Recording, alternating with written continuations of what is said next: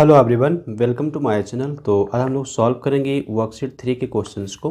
और इसके पहले के जो वर्कशीट हैं उसका वीडियो लिंक आपको मिल जाएगा डिस्क्रिप्शन बॉक्स में। तो राइट साइड कॉर्नर पे आपको एक पॉपअप नोटिफिकेशन दिखेगा, वहाँ पे आप क्लिक करेंगे, वहाँ से भी आपको वीडियो का लिंक मिल जाएगा। तो आइए हम लोग स्टार्ट कर लेते हैं। और यहाँ पे कुछ हमारे पास टर्म्स हैं, ये थोड़ा हम लोग देख लें। तो यहाँ पे बताया गया है कि exterior angles of a triangle. ठीक है, आप देखिए ये हमारे पास है exterior angles of a triangle. तो ट्राइंगल के एक्सटीरियर एंगल्स क्या होते हैं ये थोड़ा हम देखेंगे। तो आप देखिए यहाँ पे एक ट्राइंगल हमारा बना हुआ है ए बी सी। ओके, और यहाँ पे जो बी सी साइड है इसको थोड़ा आगे बढ़ाया गया है एक्स तक, है ना। तो यहाँ पे एक एंगल बन जाता है, ये एंगल आप देख लीजिए। तो ये जो एंगल है ये हमारा एक्सटीरियर एंगल कहलाएगा। अब इसी तरह से हमारा जो यहाँ पे हमने एक्सटीरियर एंगल बना लिया है, यहाँ पे ए और बी पे भी हम लोग बना सकते हैं एक्सटीरियर एंगल्स। क्लियर है। अब यहाँ पे ये थोड़ा सा हम लोग ध्यान रखेंगे कि जब हम लोग एक्सटीरियर एंगल बनाते हैं किसी भी वर्टेक्स पे, जैसे यहाँ पे सी पे बनाया गया है, इसको ए बी सी जो बी सी है इसको आगे करके, ठीक है, एक्स तक ये एंगल बनाया गया है। तो ये जो एंगल बन गया, तो इसके बगल में जो एंगल है इसको हम किस नाम से जानेंगे, ये भी हमको जानना पड़ेगा। तो बगल में जो एंगल है इसको हम कहेंगे इंटीरियर एडजेसेंट एंगल। क्या नाम बोलेंगे? Interior adjacent angles. ये हमको ध्यान रखना है। और ए और बी जो बच गया है, ये अंदर की ओर जो एंगल बन रहा है, ये एंगल ए और एंगल बी हमारा क्या कहलाएगा?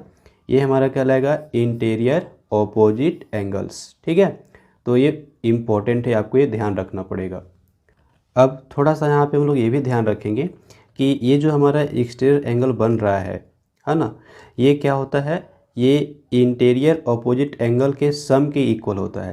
यानी कि ये जो एंगल ए है और एंगल बी है, इसको अगर हम ऐड कर देंगे तो हमारा ए सी एक्स, ये जो एंगल बन रहा है एक्सटीरियर एंगल, इसके इक्वल आ जाएगा।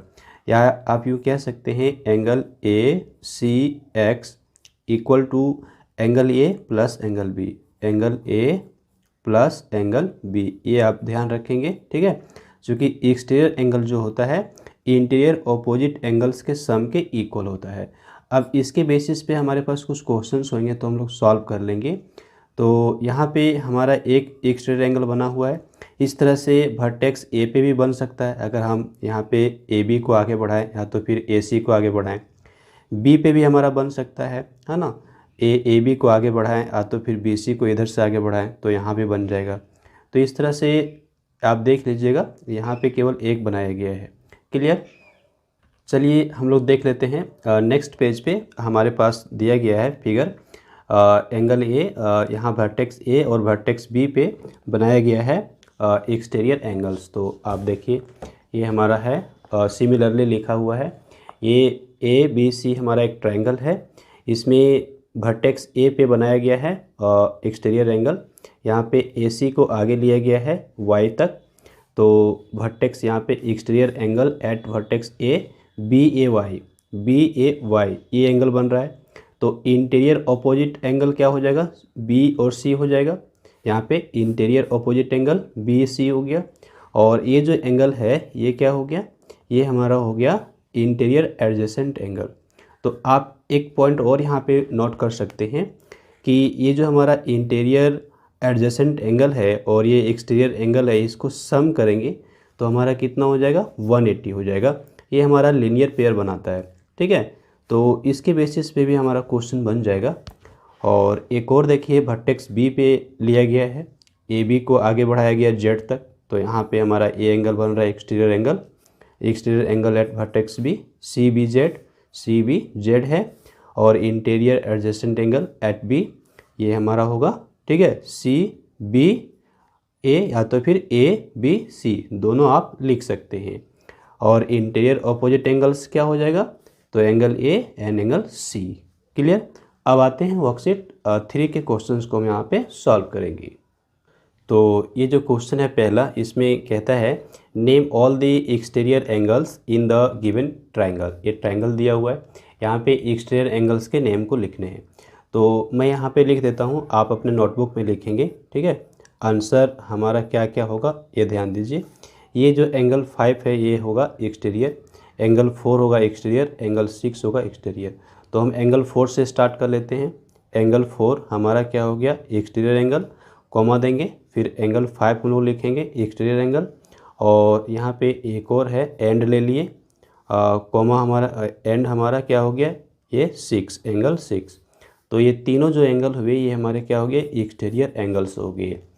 और सेकंड क्वेश्चन कहता है complete the table given below. यहाँ पे जो टेबल दिया हुआ है इसको हमको क्या करना है, पूरा कर लेना है। देख लीजिए, कहता है एक्सटीरियर एंगल, हमको एक्सटीरियर एंगल लिखना है, और इंटीरियर एडजेसेंट एंगल लिखना है, और इंटीरियर अपोजिट एंगल्स लिखने हैं। तो बहुत ही ईजिली हम लोग लिख सकते हैं, चूँकि अभी हमने यहाँ पे देख लिया है। तो आइए हम यहाँ पे नोट कर लें। पहला नंबर ए नंबर पे हमको एक्सटीरियर एंगल लिखना है, तो पी आर एस हमारा हो जाएगा। हम क्या लिखेंगे, एंगल पी आर एस, ठीक है। ये पी आर एस हमारा क्या हो गया, एक्सटीरियर एंगल हो गया। अब इसके रिस्पेक्ट में पी आर एस जो हमारा है इंटीरियर एंगल, इसके रिस्पेक्ट में इंटीरियर एडजेसेंट एंगल क्या होगा, ये एंगल होगा हमारा, ठीक है। एंगल पी आर क्यू होगा। तो हम यहाँ पे क्या लिखेंगे, एंगल पी आर क्यू लिखेंगे, और इंटीरियर अपोजिट एंगल्स लिखने हैं। तो एंगल पी और ये एंगल क्यू, ये हमारा इंटीरियर अपोजिट एंगल कहलाएगा। तो एंगल पी कॉमा दे करके एंगल क्यू हम यहाँ पे नोट कर लिए। फिर बी नंबर पे देखिए एक्सटीरियर एंगल लिखना है। तो एक्सटीरियर एंगल यहाँ पे बन रहा है ना, ये वाई जेड वी होगा। तो एंगल होगा हमारा वाई जेड वी, और इसके रिस्पेक्ट में हमारा इंटीरियर एडजेसेंट क्या हो जाएगा, ये एंगल हो जाएगा, ठीक है, एक्स जेड वाई। तो हम यहाँ लिख लेंगे एंगल एक्स जेड वाई। और फिर इंटीरियर अपोजिट, तो इसके अपोजिट ये हो रहा है ना, एक्स वाई। तो हम यहाँ पे लिखेंगे angle X comma angle Y. Okay, एक और हमारे पास यहाँ पे सी नंबर, तो ये वर्टेक्स ए पे बना हुआ है। तो इंटीरियर एक्सटीरियर एंगल हमारा क्या होगा, एंगल सी ए डी, या तो फिर डी ए सी भी लिख सकते हैं। तो हम लिखते हैं एंगल सी ए डी लिख दिए। और इसके एडजेसेंट में हमारा क्या होगा, angle A C A B लिखेंगे हम लोग यहाँ पे, एंगल सी ए बी लिखेंगे। और इसके बाद इंटीरियर अपोजिट एंगल्स क्या हो जाएगा, तो सी और बी हो जाएगा। तो angle B comma angle C हम लोग यहाँ पे नोट कर लिए। तो इस तरह से क्वेश्चन नंबर सेकंड भी हमारा कंप्लीट हो गया। अब नेक्स्ट हमारे पास क्वेश्चन नंबर थर्ड है, कहता है look at the figure and complete the given statements. तो यहाँ पे फिगर दिया हुआ आप ध्यान से देखिए, और कहता है पहला interior opposite angles corresponding to the exterior angle 5। तो यहाँ पे एंगल 5 कहाँ है, ये एंगल 5 है। इसके कॉरस्पॉन्डिंग जो हमारा इंटीरियर अपोजिट होगा, तो 5 के कॉरस्पॉन्डिंग में हमारा 2 हो रहा है और ये 3 हो रहा है, ठीक है। तो हम यहाँ पे क्या लिखेंगे, एंगल 2 लिखेंगे एंड एंगल 3 लिखेंगे। ये हमारा आंसर यहाँ पे हो जाता है। ओके, और नेक्स्ट है interior adjacent angle corresponding to 6। तो यहाँ पे ये एंगल 6 है जो कि एक्सटीरियर एंगल है। इसके कॉरस्पॉन्डिंग हमारा एडजेसेंट क्या होगा इंटीरियर में, तो ये एंगल 2 होगा। तो हम यहाँ पे एंगल 2 फिल कर लेंगे। ओके, और आगे चलिए, the exterior angle at vertex R. तो वर्टेक्स आर यहाँ पे है, ये देखिए वर्टेक्स आर है। यहाँ पे हमारा एक्सटीरियर एंगल क्या है, तो ये एंगल 4 हमारा एक्सटीरियर एंगल कहलाएगा।